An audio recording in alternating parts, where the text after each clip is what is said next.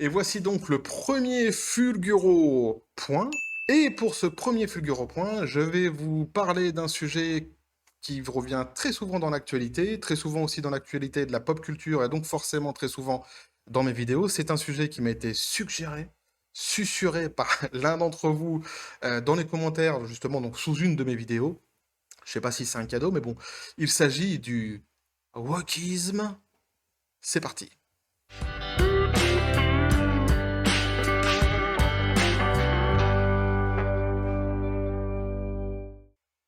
Et pour pouvoir vous parler de ce sujet, il est bon, en début de vidéo, eh bien d'abord de préciser que tout ce que je vais dire dans cette vidéo n'engage que moi, tous les propos que je vais tenir n'engagent que moi, ce n'est que mon avis, ce ne sont que mes idées, ce ne sont que mes propos. J'ajoute aussi, même si j'aime pas cette formule-là, mais puisque c'est la formule consacrée, que je bannis, je condamne toute violence, toute agressivité, je ne suis que respect et je ne suis qu'amour. Évidemment, dans les commentaires de cette vidéo, je vous demande de n'être que respect et amour, vous aussi. Bref, donc, ceci étant dit, vu que j'enregistre dans les conditions du direct, les copains, vous le savez, je me suis équipé, au cas où je bafouille, d'un petit jus, on sait jamais. Et j'ai décidé donc, pour pouvoir vous parler de ce sujet, de le prendre avec un angle différent que ce que j'ai pu moi-même entendre ici ou là, dans les vidéos, à la télé, ou même dans mon entourage. Donc, je ne vais pas revenir sur la genèse du wokisme, je ne vais pas vous dire de quand ça date, de où ça vient, qui l'a créé, qui a eu cette idée folle. Je ne vais pas non plus disséquer le wokisme, l'idéologie woke, par le nombre de ces combats qui s'agrègent, hein, puisqu'ils s'agrègent, il y a énormément de combats qui s'agrègent à l'intérieur de cette pensée, de cette idéologie. Je ne vais pas donc les disséquer en vous disant s'ils sont bien, s'ils sont pas bien, etc., parce qu'il y en a d'autres aussi qui l'ont fait avant moi et qui l'ont très bien fait. En revanche, je vais essayer de vous donner mon chemin de pensée, ouais, mon chemin de réflexion. Et normalement, quand on arrive à la fin de cette vidéo, lorsque je vous donnerai mon avis définitif, mon chemin de pensée, mon chemin de réflexion vous aura aidé à mieux me cerner, à mieux comprendre ce que moi-même, donc, je pense de ce sujet, de ce fameux sujet hein, qui fait tant débat. Donc pour ce faire, j'ai décidé de faire 3 chapitres pour cette vidéo, de la découper en 3 chapitres. Et le premier chapitre, donc chapitre numéro 1, s'intitule « Mais qu'est-ce qui coince ?» Vous allez comprendre pourquoi je dis ça. Musique, pour se mettre dans l'ambiance, c'est parti. Alors, pourquoi je commence donc le chapitre numéro 1 avec un « Mais qu'est-ce qui coince ?» Eh bien parce que j'ai eu cette réflexion lorsque, je ne sais pas si vous, ça vous a fait pareil, mais lorsque moi, en tous les cas, je parle autour de moi du wokisme, hein, de l'idéologie woke, quand j'en parle dans mon entourage, sur les réseaux sociaux, etc., il y a, on va dire, 3 camps. Il y a ceux qui sont pro, il y a ceux qui sont contre, et il y a ceux qui s'en battent un petit peu, qui sont ni pour ni contre, et qui se disent pourquoi pas. Et je me suis rendu compte que ceux qui sont contre le wokisme, en général, sont assez tolérants avec les deux autres, c'est-à-dire ceux qui s'en foutent et ceux qui sont pros. En revanche, j'ai remarqué, et notamment sur les réseaux sociaux, que c'est assez violent pour ceux qui sont pro-wokisme, qui eux, en fait, ne comprennent pas du tout qu'on puisse être contre le wokisme. Contre l'idéologie woke.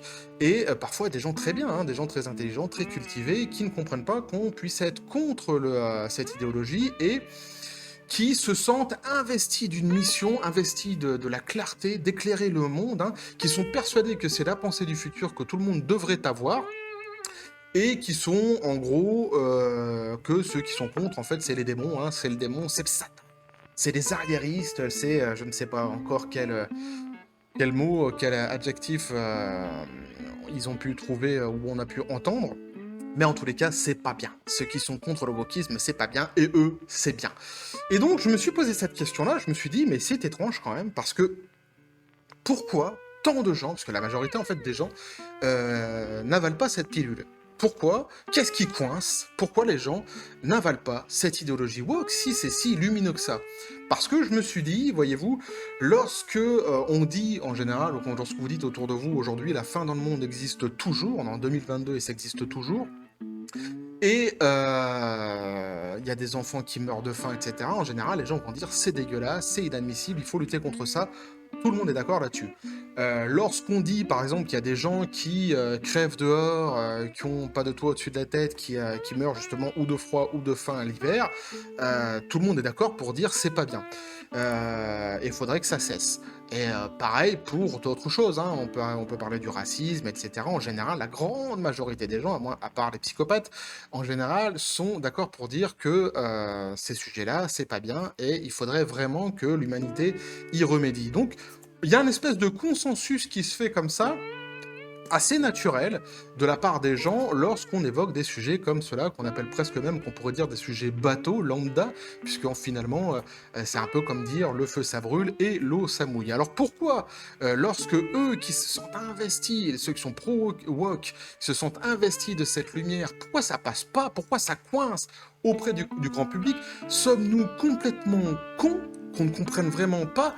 Sont-ils vraiment d'une intelligence supranaturelle qui les envoie dans un futur que nous ne connaissons pas et qui, eux, veulent installer d'ores et déjà parce qu'ils ont compris que c'était ça la vérité? Voyez-vous, c'est cette réflexion-là que j'ai eue.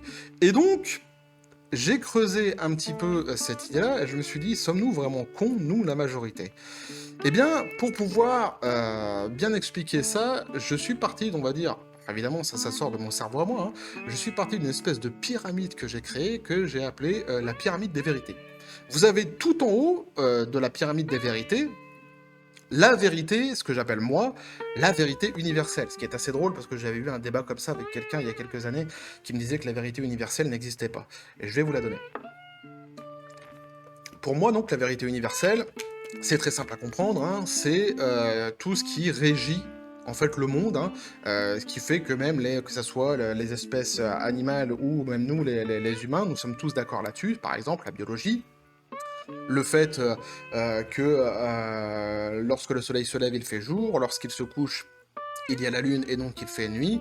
Toutes ces vérités universelles qu'on ne peut pas changer, qui ont fait que, par exemple, vous avez aussi le fait qu'il faille un homme et une femme pour avoir un enfant. Rien qu'en disant ça, je suis en train déjà de me faire allumer, je suis sûr, derrière votre écran, il y en a certains qui... Ah quoi, pourquoi il dit ça? Mais c'est les vérités, c'est ce que j'appelle moi la vérité universelle, hein, sous laquelle en fait l'humanité entière n'a pas eu besoin de se concerter pour être d'accord, et qui a fait que on a pu persister à travers les âges, qu'on a pu survivre à travers les âges. Voyez-vous, par exemple, il faut se nourrir pour vivre, il faut boire et il faut manger pour vivre. Ça, pour moi, c'est ce que j'englobe dans ce que j'appelle la vérité universelle. Je pense que j'ai bien été clair, c'est des choses qu'on ne peut pas changer, qui sont ainsi faites et avec lesquelles l'être humain a appris à d'abord à les comprendre et à vivre, pour pouvoir justement survivre sur cette terre.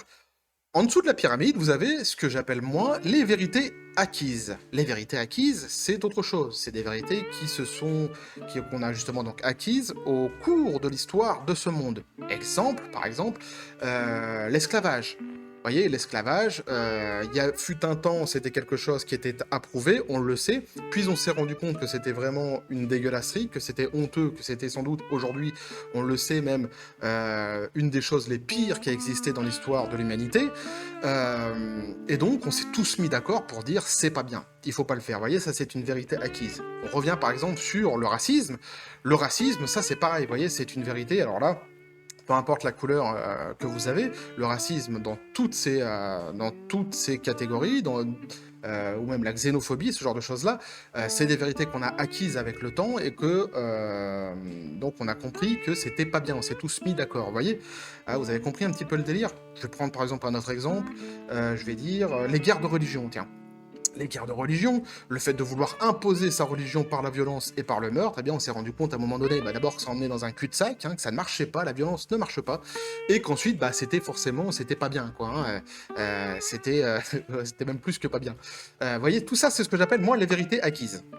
C'est le truc qu'on a acquis hein, tous ensemble, comme ça, comme un bien commun de vérité, qui nous a aidé justement à nous élever, à progresser dans l'histoire. Et d'ailleurs, certaines de ces idées-là ont connu des combats menés par des gens très vaillants, très courageux, qui ont réussi par la force du dialogue, à faire changer les choses.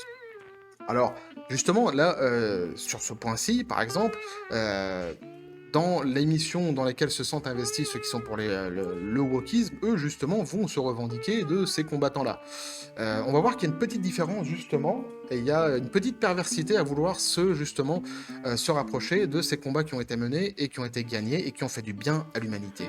Et puis, donc, vous avez en dessous de ma pyramide, la dernière vérité que j'appelle, moi, les vérités individuelles. Alors, les vérités individuelles, c'est quoi? Bah, pour vous donner des exemples, je vais dire, par exemple, imaginons que chez moi, j'ai décidé que hommes, femmes et enfants, garçons ou filles, tout le monde devait porter tout le temps, systématiquement, des pantalons. C'est pas vrai, hein. Moi-même, je porte un short actuellement, les copains. Je sais pas si vous pouvez le voir. Oui. Donc, j'ai pas un pro pantalon. Ah, non, pas jusque-là. Mais donc, imaginons que moi, j'ai décidé ça dans ma maison. Eh bien, c'est quelque chose que je ne ferai que chez moi, et quand je suis à l'extérieur, évidemment, je vais concevoir, je vais tolérer, évidemment, que mon voisin, lui, décide de mettre des robes, par exemple, vous voyez. Et ça, c'est très important. Ces vérités individuelles sont très, très, très importantes, pas plus importantes que les autres, mais elles revêtent d'un autre chemin de réflexion, qui est justement donc basé non plus sur la vérité universelle, qui est, elle, imposée, les vérités acquises qui se sont imposées d'elles-mêmes. Non, les vérités individuelles sont faites de tolérance. Elles existent grâce à la tolérance. La religion que je pratique dans ma maison ne va pas être la même que celle de mon voisin, et je tolère qu'il pratique sa religion, et il tolère lui-même que moi je pratique ma religion lorsque je le fais chez moi, et que je n'essaye pas de lui imposer à lui. On revient sur nos guerres de religion justement tout à l'heure, avec ces atrocités qu'on a pu connaître dans l'histoire. Voyez-vous, c'est ça les vérités individuelles, et en fait c'est la bonne intelligence de l'humanité. Les vérités individuelles, c'est quelque chose d'un commun accord qu'on a tous compris partout dans le monde, pareil encore une fois, sans avoir besoin de communiquer, que vous soyez en Chine, que vous soyez au Pérou, en Papouasie ou je ne sais où encore, qui est basé sur la tolérance de l'humanité. Hein, tout simplement notre côté humain qui fait qu'on tolère les choses et qu'on va pas casser la gueule de son voisin parce qu'il préfère le vert et que vous préférez le rouge. C'est un petit peu aussi la théorie Arnold et Willy, il faut de tout pour faire un monde. La fameuse série des années 80, les années 80 dont je suis issu, et qui explique aussi peut-être pourquoi j'ai du mal avec cette idéologie du wokisme. Petit coup de jus, les copains. C'est du thé, hein. Et je ne fais pas de publicité, il n'y a pas de placement de produit. Vous doutez bien que je n'ai pas les grandes marques qui viennent me solliciter. On s'en fout d'ailleurs, et puis même s'ils me sollicitaient, je pense que je les enverrai doucement chier parce que c'est pas le principe de ma chaîne. Bref, je reviens sur mon sujet. Donc vous avez compris, pour moi, donc il y a ces trois pyramides.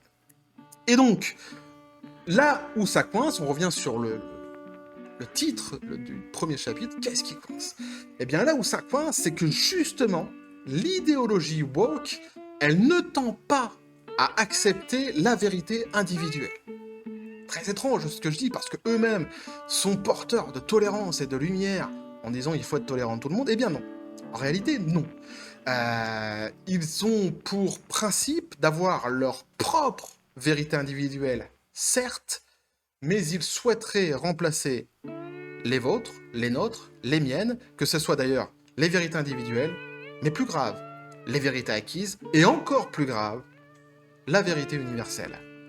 Et c'est là, en fait, c'est sur ce point très précis que dans le cerveau humain, c'est pour ça que dans la majorité des gens, ça ne passe pas, ça coince, c'est là qu'en fait se crée un espèce de... Quand on entend ce qu'ils disent et quand on voit ce qu'ils font, on se dit, c'est pas possible, on peut pas marcher derrière ces gens-là. Vous voyez? C'est à partir de ce moment-là où ça bascule psychologiquement. C'est ce qui fait que quand on dit, par exemple, comme je disais tout à l'heure, que la fin dans le monde, c'est quelque chose d'atroce et qu'il faudrait le régler, tout le monde est d'accord, et bien là, le wokisme, même s'ils se disent porteurs de super combats, et c'est presque même ça le plus tragique, hein, le racisme, contre le racisme, etc., qui sont des combats qu'il faut mener, évidemment, eh bien, leur façon de faire, c'est leur façon de faire qui va créer une espèce de scission comme ça psychologique dans la tête des gens. Parce que eux tendent en fait à imposer leur propre vision, leur vérité, et à faire taire, vraiment c'est le terme, hein, à faire taire ceux qui pourraient penser différemment, ou ceux qui pourraient avoir un chemin de réflexion quant au sujet. C'est-à-dire qu'ils pensent pas forcément différemment, mais ils aimeraient bien qu'on en discute. Vous voyez? Eh bien, Par exemple, vous avez donc sur les vérités individuelles, c'est ce que je disais, mais par exemple, on va prendre la vérité universelle, qui pour moi, c'est vraiment le top, hein, c'est presque le plus grave, c'est ce qui crée cette espèce de dichotomie qui fait que dans notre cerveau, ça a du mal à passer. C'est lorsque vous avez par exemple une personne comme J.K. Rowling qui va défendre une femme en disant une femme c'est une femme et un homme c'est un homme, et qui va lui arriver tout ce qui lui est arrivé derrière, le harcèlement, etc. etc. Là, en fait, elle vient de dire quelque chose qui est tout à fait banal, qui est tout à fait bidon, j'ai envie de dire, hein. Pour avoir un enfant, il faut un homme, il faut une femme. Eh bien ça, qui est une vérité universelle, c'est pas bien. Il faut surtout pas le dire, c'est presque le Voldemort, tu vois. C'est presque le truc qu'il faut pas dire. Et c'est pour ça que dans la tête des gens qui écoutent ça, ils se disent, mais ils sont cons ou ils sont cons? Qu'est-ce qui se passe? Alors, évidemment, on entend ce qu'ils disent, oui, mais il y a possibilité de faire... Mais en fait, c'est ça. Là, on arrive sur la vérité individuelle. Oui, il est possible que individuellement, tu aies choisi ta vie et que tu fasses ce que tu veux de ta vie. Et ça, c'est ce qu'on appelle justement, donc, c'est ce que moi j'appelle donc la vérité individuelle, et c'est ce qui est porté par la tolérance de l'humanité, les exemples que j'ai donnés tout à l'heure. Et là-dessus, il n'y a aucun problème. Mais lorsque ta vérité individuelle, tu tends à l'imposer à la vérité universelle, là, ça commence à coincer. Et on peut aussi aller, par exemple, sur les vérités acquises. Vérité acquise, par exemple, le racisme. Eh bien, on avait d'un commun accord jugé, et à raison en plus, qu'il fallait arrêter avec cette histoire de race et qu'on se mettait tous derrière une seule race qui était la race humaine, et qu'on arrêtait avec les couleurs et les races, quoi. En gros, c'était ça le principe auquel moi j'adhère à 100% et qui vient de mes époques, de mon époque, ce que je disais tout à l'heure, Arnold et Willy, etc., etc. Faut de tout pour faire un monde. Allez voir le générique d'Arnold et Willy parce que sinon vous allez pas me suivre les copains pour les plus jeunes. Bref, donc qu'est-ce que je disais petit moment de solitude. Oui, donc, bah c'est les joies du direct, les copains. Donc, c'est ce que je disais, donc le racisme, le combat contre le racisme. Pourquoi je dis ça? Eh bien, parce que, par exemple, vous pouvez voir... D'abord, je vais essayer de revenir, je vais essayer de dire les choses un petit peu plus clairement. Ils ont remis au cœur du sujet, au cœur du débat, les races. Ils ont re-racialisé les gens, l'être humain. Exemple. Vous allez sur Netflix, je sais pas si c'est pareil en France, mais moi là où je suis, en tous les cas je suis en Asie, et moi sur Netflix par exemple, si je vais voir des films, j'ai une petite section où il est marqué des films uniquement avec des acteurs noirs, où le héros principal est noir, un truc comme ça. J'ai été profondément choqué. Alors d'abord en plus parce que je vis en Asie, et donc forcément tu vois, tu cherches, quand t'es un petit con comme moi, tu cherches les films qui sont qu'avec des Asiatiques. C'est pas marqué. Ah. Et heureusement. En fait, heureusement, ce que je reproche, c'est pas le fait que toutes les autres couleurs soient pas marquées. Ce que je reproche, c'est le fait qu'une couleur soit marquée. Ça me gonfle. Et je trouve ça très grave. On revient, vous voyez, ça, c'est parce que Netflix, justement, a basculé dans cette idéologie woke, hein, pour faire plaisir, non pas à la plaide, puisque la plaide est contre le wokisme. Ça aussi, c'est un autre sujet dont on pourrait débattre, c'est la puissance au sein de l'idéologie woke. Mais en tout cas, pour faire plaisir aux associations qui défendent ces idées-là, ils ont fait une case comme celle-ci. Et ça fait penser tout simplement aux États-Unis à l'époque, où il y avait des restaurants qui étaient uniquement pour les gens de couleur blanche, où il était marqué interdit aux autres couleurs. En gros, quoi. On a trouvé ça dans les vérités acquises de l'humanité, que c'était dégueulasse, qu'il fallait surtout pas faire ces choses-là. Et c'est revenu. Et c'est revenu. Et c'est pas revenu pour rien. C'est revenu parce qu'ils ont racialisé, en fait, les débats. Vous voyez? Là, ils attaquent les vérités acquises. Donc vous avez bien compris, en fait, cette histoire de vérité, c'est pour ça que je l'ai fait en pyramide de 3 vérités. J'espère que j'ai été assez clair. Vous avez donc les vérités, la vérité universelle, les vérités acquises et les vérités individuelles. Et en fait, c'est ça, ils essayent d'imposer en kickant certaines vérités qui ont été acquises ou même la vérité universelle, et forcément, ça crée un problème dans le cerveau où on se dit, bah non, on peut pas suivre des gens comme ça. Ça, c'est la première chose qui fait qu'on va être réticent à leur façon de voir, à leur idéologie. On va aller un petit peu plus loin et on va taper le chapitre numéro... j'en suis à 2. Je m'étais perdu dans les chapitres, copains. Le chapitre donc numéro 2, qui est les méthodes.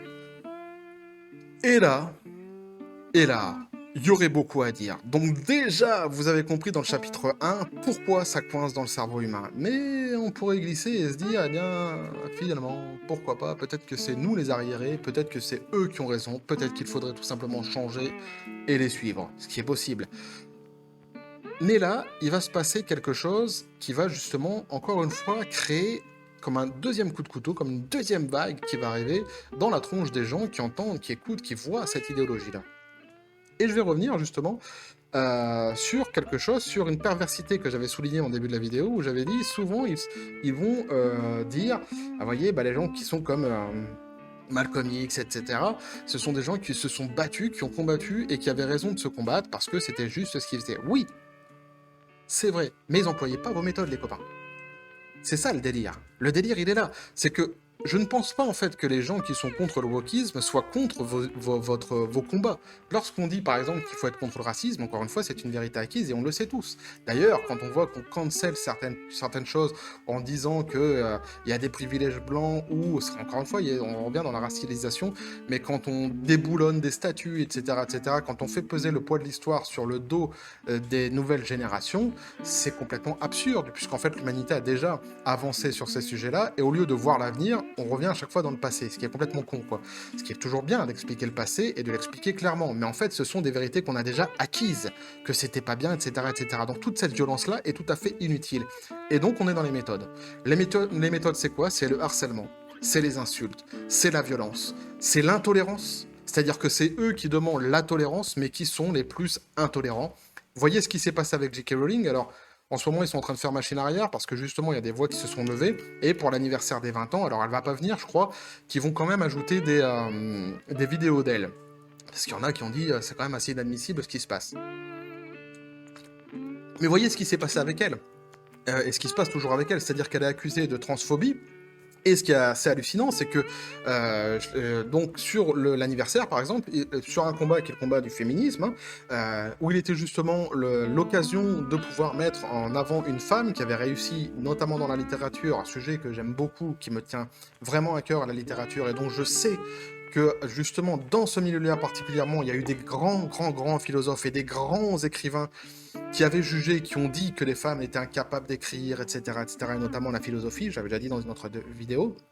Là, il était justement l'occasion de mettre en avant une femme et de dire, voyez ce qu'elle a réussi à faire, elle a touché des millions de personnes, son œuvre, elle est magnifique, c'est gigantesque, et on espère qu'une chose, c'est qu'elle revienne. Vous voyez, c'est ça en fait, il aurait fallu une vague d'encouragement pour qu'elle revienne et qu'elle continue cette fabuleuse saga qui est la saga Harry Potter.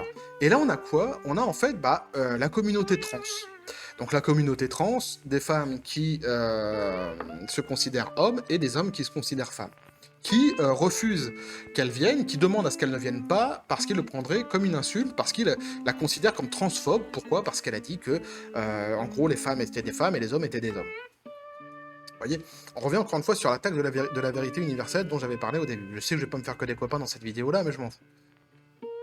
Et là, ce qui est quand même assez hallucinant, c'est d'abord la violence qu'elle se prend dans la tronche. Et comme je disais, c'était l'occasion de montrer une femme, de mettre une femme en avant. Et l'ironie du sort, c'est que lorsque vous êtes un homme qui se considère étant une femme, vous avez tout à fait le droit, il n'y a aucun souci là-dessus. Mais lorsque vous décidez qu'une femme n'a pas le droit de venir à son propre anniversaire, est-ce que ça fait de vous des misogynes? Ah, vous voyez toute l'ironie de l'histoire? Finalement, et la stupidité surtout du délire, et encore une fois, c'est un combat qui va en chasser un autre. Mais là, sur ce chapitre-là, c'est surtout les méthodes qui sont à retenir. C'est ce que je disais, donc vous avez le harcèlement, l'agressivité, la violence verbale, violence physique, l'intolérance, la volonté d'exclure, la volonté d'annuler, la volonté de faire taire par annihilation. Voilà, c'est extrêmement violent. Et d'ailleurs, moi-même, en faisant cette vidéo, quelque part, je m'expose à cette violence. C'est obligatoire.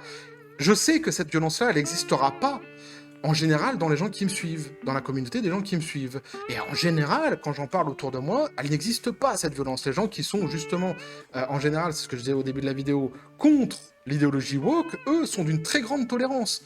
Et ils vont pas être pris de violence. Que ce soit sur ce sujet-là ou sur un autre. Je sais que je peux parler avec eux en général. Je peux parler, par exemple, j'avais eu des amis qui étaient venus me voir, l'un croyait aux farfadets, c'est pas une blague. L'un, sa religion, c'était les farfadets, les fées, les machins comme ça.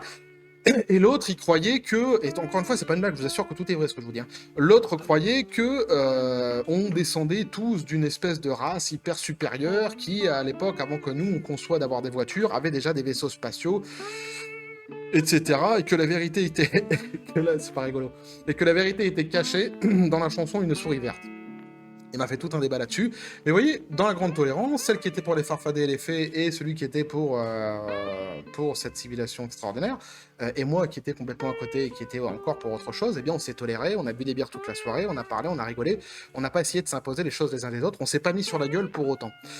Et justement, c'est là, vous voyez, c'est là où ça va créer, c'est ce que j'ai, la deuxième lame de fond qui va faire que dans le cerveau en général des gens, bah ça passe pas, c'est la violence. C'est la violence et c'est l'intolérance. Parce que non, lorsque on n'est pas d'accord avec des gens qui brûlent des livres, on n'est pas un facho. C'est l'inverse en vrai. C'est l'inverse en vrai.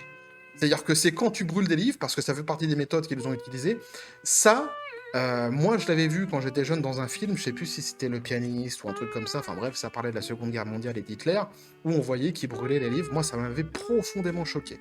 Et je suis de cette époque-ci où les professeurs à l'école expliquaient aux enfants, en fait, bah, ce qu'il fallait pas faire ce genre de choses-là, que la culture et tout ça, c'était un patrimoine qu'on avait commun et qu'il fallait expliquer les choses, les bonnes comme les mauvaises, il fallait savoir les expliquer et en débattre. Et eux, c'est l'inverse en fait. Et justement, on l'a vu par exemple avec des vidéos que j'avais fait sur Tintin, sur Astérix et Obélix et tout ça, ils brûlent les livres. Vous voyez par exemple ces méthodes-là. Et donc non, être contre ça, ça ne fait pas de toi un facho, c'est l'inverse en fait.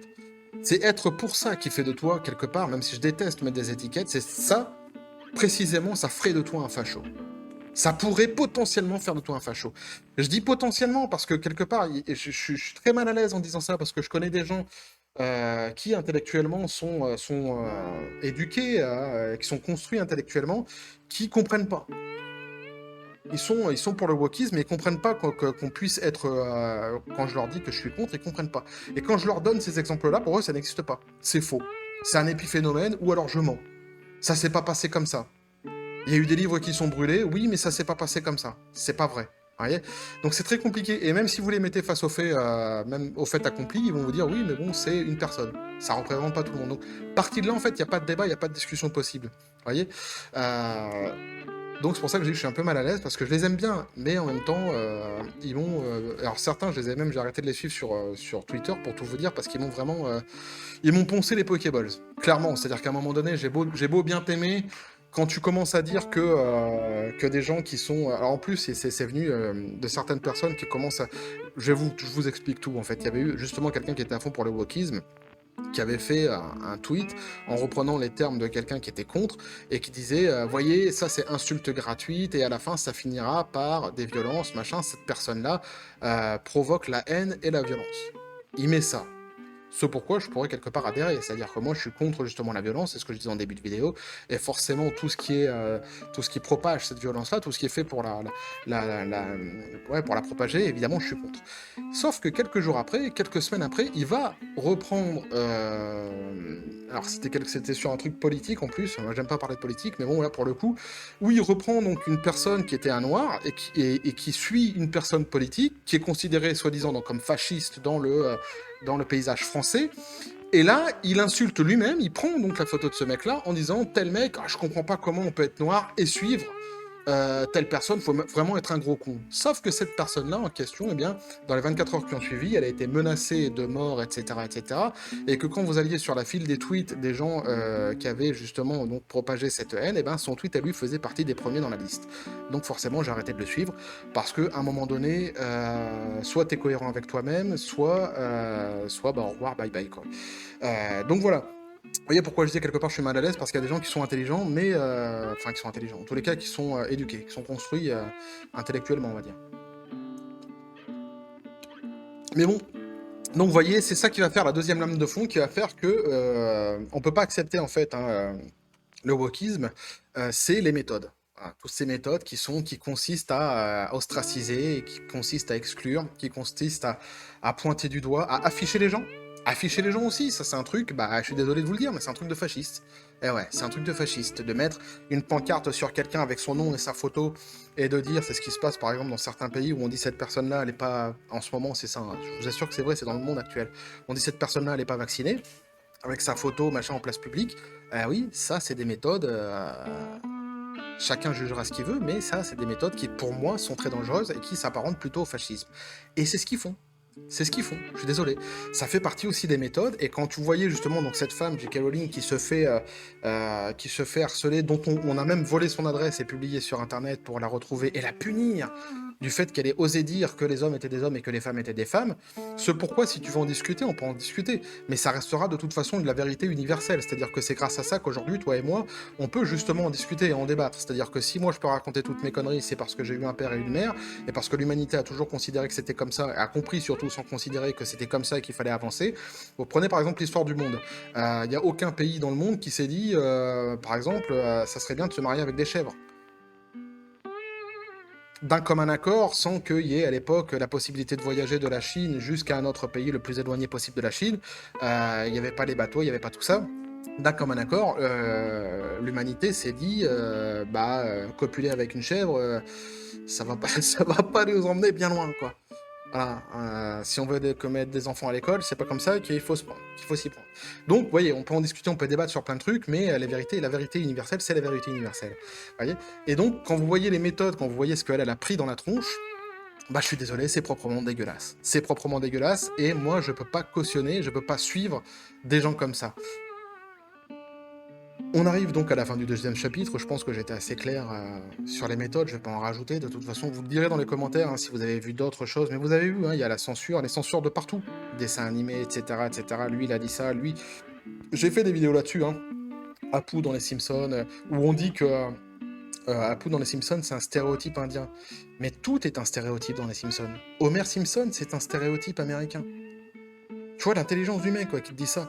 Ou même tu prends par exemple Alexandre Astier, alors là... de cherry on the cake, j'ai envie de te dire. Là, c'est pareil, tu vois, c'est encore une fois, pourquoi? Parce que blanc, parce que la cinquantaine, parce que un homme, patriarcal, machin, le délire aussi là-dessus. Et donc, forcément, misogyne. Ils ont été jusqu'à dire qu'il était misogyne. Et la folie, le délire. Donc, vous voyez, ça fait partie, c'est ce que je disais, c'est les méthodes. Et c'est tout le temps chassé en meute. Alors, ils font partie des minorités, c'est vrai, mais ils chassent en meute. Et ils font très très mal. Ils peuvent faire très très mal à certaines personnes. Eh ouais. Et ça peut aller jusqu'à... parfois, il y a des drames qui se passent. Eh oui, ça arrive aussi.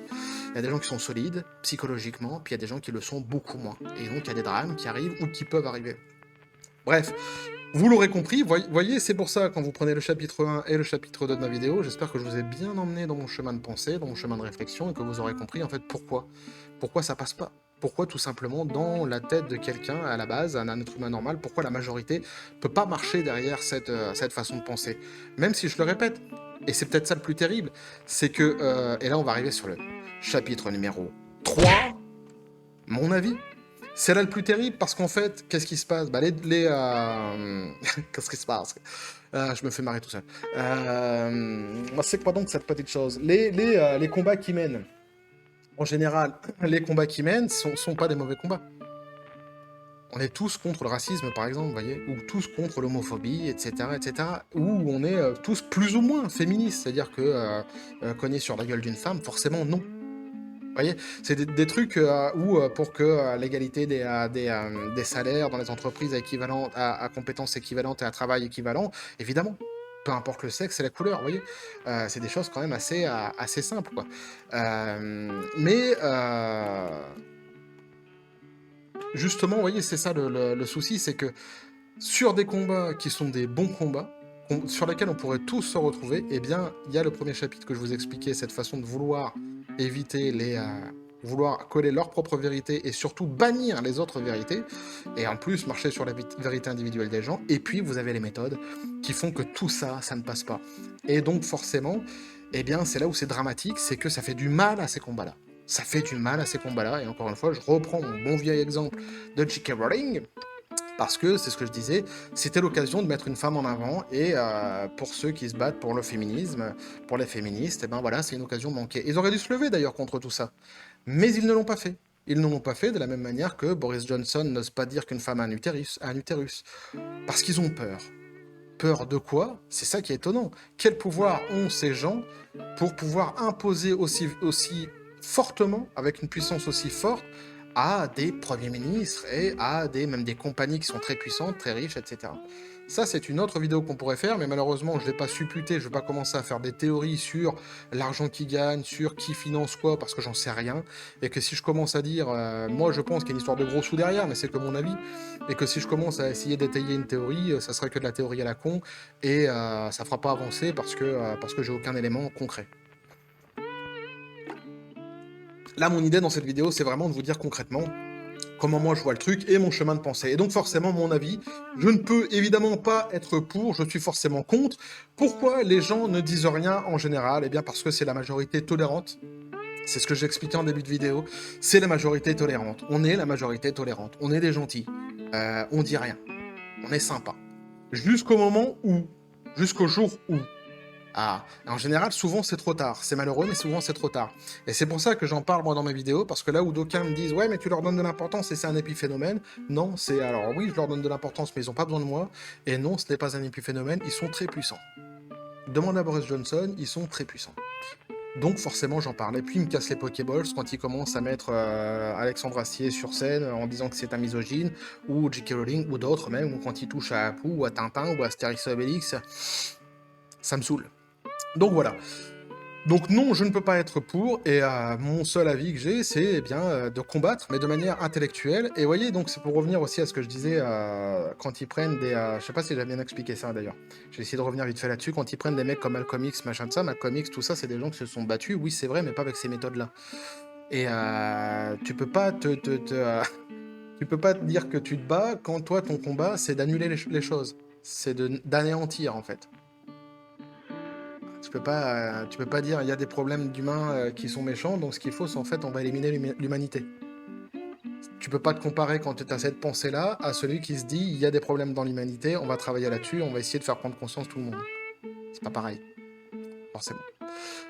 Donc c'est mon avis, et la seule chose que je pourrais dire, c'est ça, hein, donc hein, d'essayer de combattre, malgré les moyens énormes qu'ils ont, hein, d'essayer de combattre ça de manière intellectuelle, en expliquant, en parlant, et en n'acceptant pas, surtout, hein, qu'on brûle des livres et qu'on n'accepte pas d'avoir des comportements violents, agressifs, de harcèlement, et j'en passe, et j'en passe, et j'en passe. Donc moi, je suis absolument contre cette idéologie-là.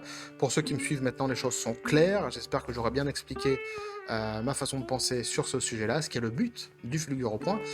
Du coup, je vais vous laisser... Alors, n'hésitez pas évidemment à me dire tout ce que vous pensez, et du Fulgure au point, et de la forme, du fond, de la forme, des génériques que j'ai créés, etc. N'hésitez pas à me dire ce que vous en pensez, hein, vos retours sont hyper importants pour moi. Vous allez voir le générique de fin. Écoutez le générique de fin. Petite surprise que je l'ai créé moi-même, vous me direz ce que vous en pensez aussi, n'hésitez surtout pas. Si le contenu vous a plu, n'hésitez pas à vous abonner, je continuerai aussi mes vidéos où je lis des articles, et il y aura des Fulgures au point qui viendront de temps en temps comme ça, mais c'est des vidéos un petit peu plus travaillées, donc forcément, hein, elles seront peut-être une par mois, elles seront, il y a moins proches que les autres, mais c'est comme ça. Évidemment, nouveau format, nouvelle façon de faire. Donc n'hésitez pas à me dire ce que vous en pensez, n'hésitez pas à vous abonner si le contenu vous a plu, à lâcher un pouce, un commentaire. Vous avez la petite cloche pour les prochaines notifications, les prochaines vidéos qui vont arriver. Vous avez mon Twitter et mon Facebook qui sont dans la description des vidéos. Venez sur Twitter. Parce que vous voyez par exemple là le sujet que j'ai qui est un peu casual. Le cadeau que m'a fait quelqu'un qui me suit sur ma chaîne, que j'apprécie beaucoup, avec qui je parle beaucoup dans les commentaires. D'ailleurs, merci l'ami. Mais c'est pas un cadeau, le Wakis, mais merci quand même. Mais il fallait que je vous dise quand même ce que j'en pense, donc t'avais tout à fait raison. N'hésitez pas donc sur Twitter. Vous pouvez me suggérer comme ça des sujets. Et évidemment, si j'ai quelque chose à dire, j'en parlerai. Si j'ai rien à dire, si je considère que j'en sais pas assez, évidemment, j'en parlerai pas. Donc n'hésitez pas à venir sur mon Twitter. Hein. Vous avez mon Twitter et mon Facebook qui sont dans la description des vidéos.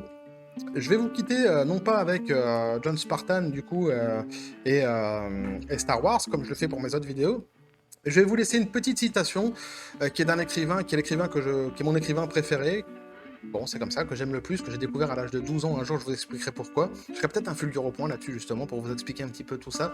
Pourquoi j'aime la littérature, de où ça vient et quel genre de littérature j'aime. Donc, c'est Charles Baudelaire. Ça colle bien avec le sujet que je viens d'évoquer, qui nous dit donc, hein, écoutez bien, cette vie est un hôpital où chaque malade est possédé du désir de changer de lit. Celui-ci voudrait souffrir près du poêle, et l'autre pense qu'il pourrait guérir à côté de la fenêtre.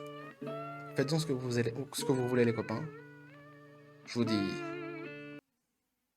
Yippee-ki-yay! Je n'attends pas que l'histoire te serve, tu sais que je l'aime. Ton concept, c'est grâce à toi que les conserves car rien ne les concerne.